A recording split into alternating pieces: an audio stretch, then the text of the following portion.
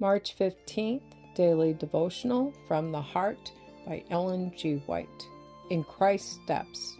Let this mind be in you, which was also in Christ Jesus, who made himself of no reputation, taking the form of a bondservant and coming in the likeness of men.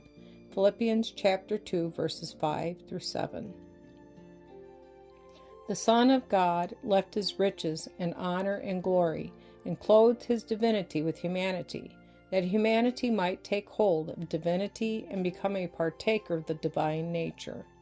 He came not to live in the palaces of kings, to live without care and labor, and be supplied with all the conveniences which human nature naturally craves. The world never saw its Lord wealthy. In the council of heaven he had chosen to stand in the ranks of the poor and the oppressed, to learn the trade of his earthly parent. He came to the world to be a reconstructor of character, and he brought into all his work the perfection which he desired to bring into the character he was transforming by his divine power. Nor did he shun the social life of his countrymen, that all might become acquainted with God manifest in the flesh. He mingled with every class of society, and was called the friend of sinners.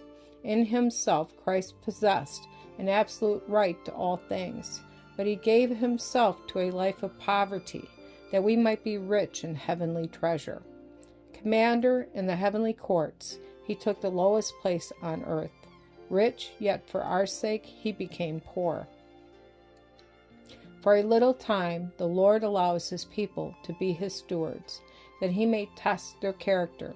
In that time they decide their eternal destiny. If they work in opposition to the will of God, they cannot belong to the royal family. Evidence of the work of grace in the heart is given when we do good to everyone as we have opportunity. The proof of our love is given in a Christ-like spirit, a willingness to impart the good things God has given us, a readiness to practice self-denial and self-sacrifice in order to help advance the cause of God and suffering humanity. Never should we pass by the object that calls for our liberality. The Lord will use all who will give themselves to be used, but he requires heart service. When the heart is given to God, our talents, our energy, our possessions, all we have and are will be devoted to his service.